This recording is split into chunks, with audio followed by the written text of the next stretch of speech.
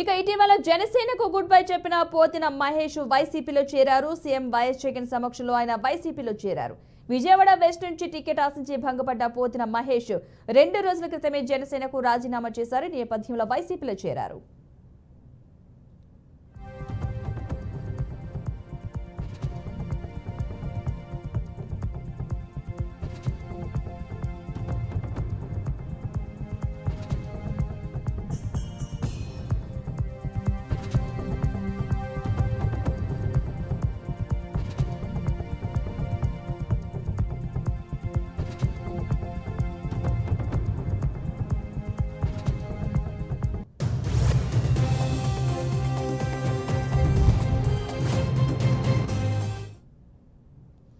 ఇటీవల జనసేనకు good bye చెప్పిన పోతిన మహేష్ వైసీపీలో చేరారు. సీఎం వైఎస్ జగన్ సమక్షంలో ఆయన వైసీపీలో చేరారు. విజయవాడ వెస్ట్ నుంచి టికెట్ ఆశించి భంగపడ్డ పోతిన మహేష్ 2 రోజుల క్రితమే జనసేనకు రాజీనామా చేశారు. ఈ నేపథ్యంలో వైసీపీలోకి జాయిన్ అవడం జరిగింది. వైఎస్ జగన్ సమక్షంలో వైసీపీ పార్టీలో చేరారు పోతిన మహేష్.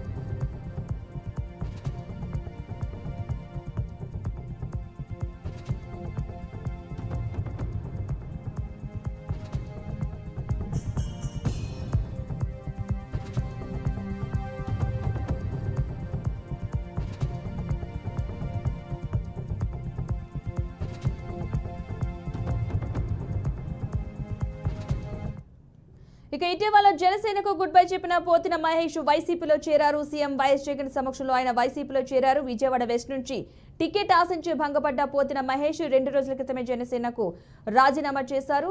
సీఎం వైఎస్ జగన్ సమక్షంలో వైసీపీలోకి జాయిన్ అయ్యారు. ఇదే అంశానికి సంబంధించిన పూర్తి సమాచారాన్ని మా ప్రతినిధి శ్రీనివాస్ అందిస్తారు. శ్రీనివాస్,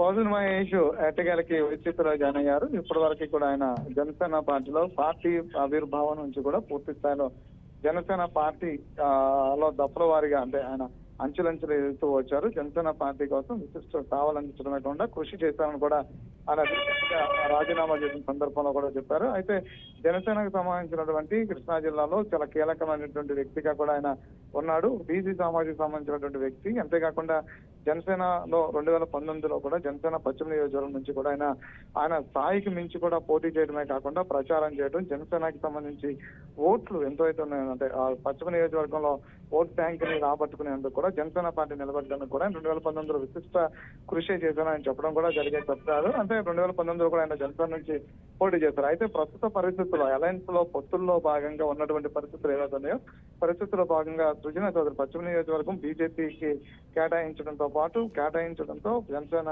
తమ పోటీ మహేష్ కొద్ది రోజులుగా పార్టీ కార్యక్రమాలు దూరంగా ఉంటున్నారు. అనేక సందర్భాల్లో వినూత్నంగా నిరసనలు కూడా తెలియజేశారు. సీట్ తనకే దక్కిందాలంతా కూడా అనేక సందర్భాల్లో పవన్ కళ్యాణ్ అనేక సందర్భంలో టచ్ లో కూడా వెళ్ళి ఆ సీట్ ని తనకే కేటాయించాలంటూ కూడా ఆయన అభ్యర్థించడం కూడా జరిగింది. ఎందుకంటే అంటే బీసీ సామాజిక వర్గం ఓటు శాతం కూడా ఉన్నటువంటి పశ్చిమ నియోజకవర్గంలో తనకు గెలిచి జనసేన గిఫ్ట్ ఇస్తాను కూడా చెప్పడం జరిగింది. అయితే పారినటువంటి రాజకీయ సమీకరణలో భాగంగా అది జనసేన సీటు బీజేపీకి వెళ్తాం.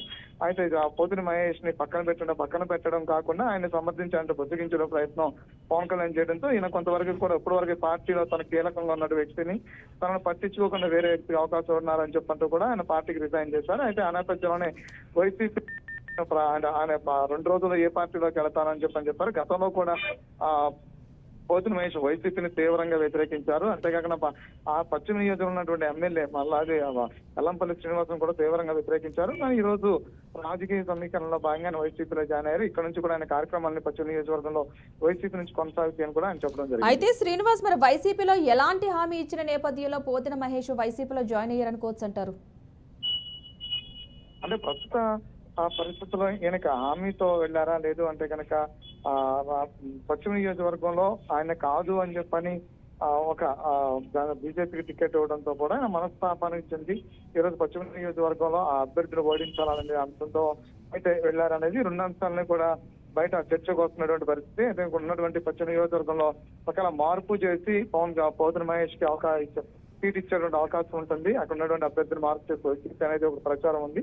మరో పక్క నుంచి అంటే ఏదైతే ఆయనకి ఆ కమిట్మెంట్ తో కాకుండా ఆయన్ని పక్కన పెట్టి అక్కడ బీజేపీ నేతకు టికెట్ ఇవ్వడంతో కూడా ఈయన మనస్తాపం చెందారు. కాబట్టి బీజేపీ నేతను ఓడించడానికి వైసీపీతో కలిసి పనిచేస్తారు అని చెప్పేది కూడా రెండు అంశాలు నడుస్తారు. రెండు అంశాలు కూడా చర్చలు ఉన్నటువంటి పరిస్థితి ఉంది.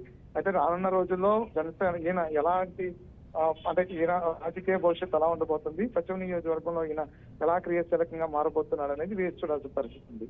Right, thank you Srinivas.